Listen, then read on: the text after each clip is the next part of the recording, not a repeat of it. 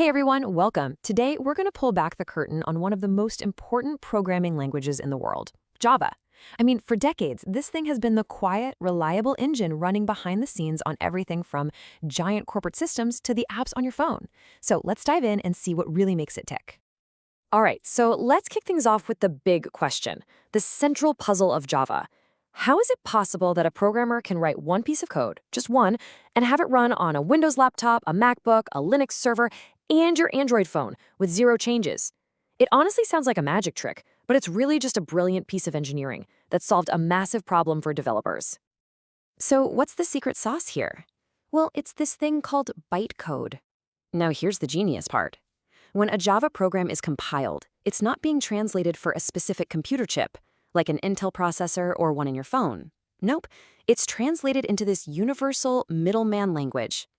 Think of it like a master blueprint for a house. It doesn't matter who the contractor is, as long as they can read the blueprint, they can build the house. And this is how Java pulls off its famous trick. The whole process is simple but powerful. First, you, the developer, write your code. That's step one. Then, the Java compiler takes your code and turns it into that universal bytecode we just talked about. And finally, and this is the key, any device that wants to run your program has a special piece of software called a Java Virtual Machine, or JVM. The JVM is the translator. The JVM on Windows reads the bytecode and translates it for Windows. The one on your phone translates it for Android.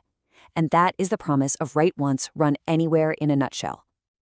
Okay, so we've seen the 30,000-foot view of how Java works. Now, let's grab a magnifying glass and zoom way, way in.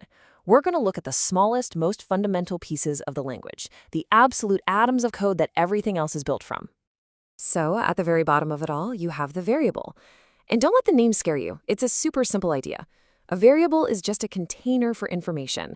The labeled box analogy is perfect. You just take a box, slap a label on it, like user score or customer name, and then you put something inside it. That's it. That's all a variable is. But here's the thing about Java. These boxes are a little bit picky. You have to tell Java exactly what kind of stuff you're going to put in each box. This is a good thing, by the way. It helps catch mistakes early.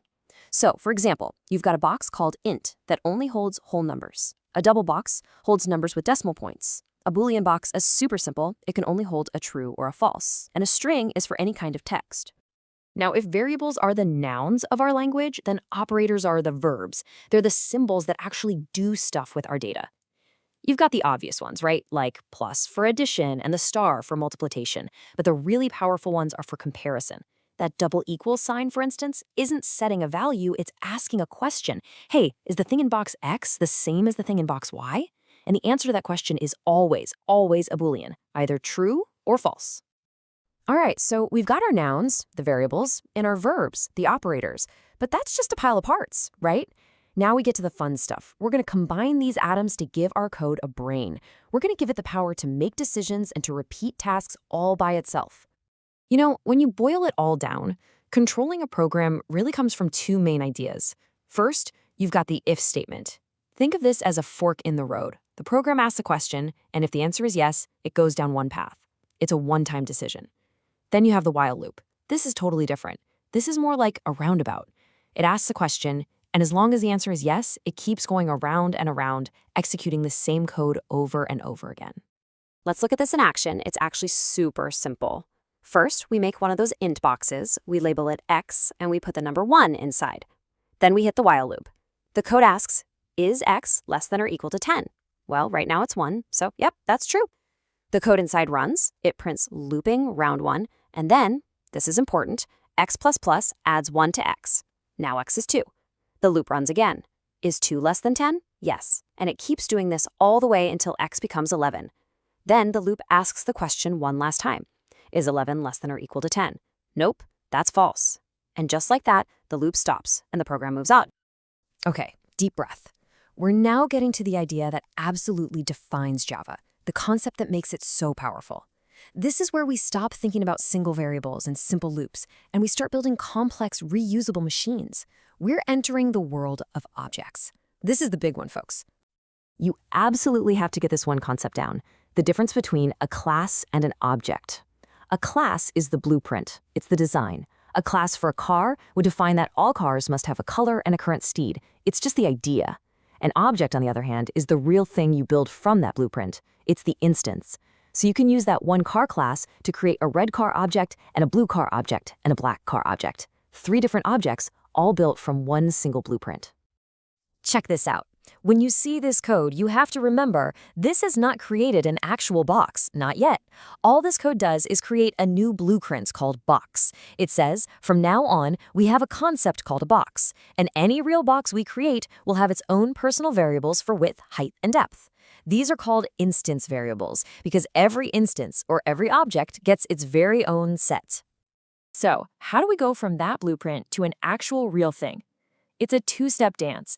First, you see that keyword new. That's the magic word.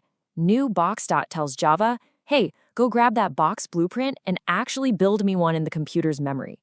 We then store that new object in a variable called mybox. Now that we have a real object, we can move to step 2. We use the dot to go inside our object and set the values for its variables, like setting mybox.width to 100.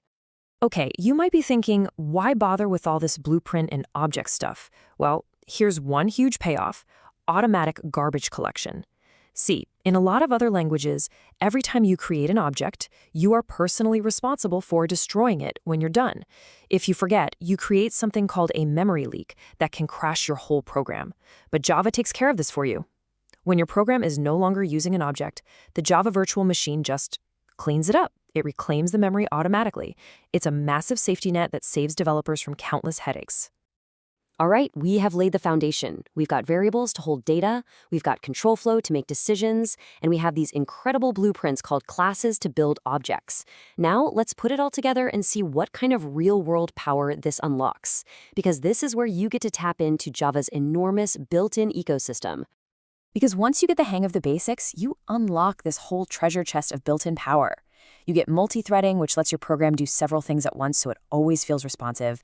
You get the collections framework, a whole set of powerful tools for organizing and managing groups of your objects. You get huge libraries for reading files and connecting to the internet, tools for building beautiful graphical user interfaces, and a security system that was baked in from day one to protect users.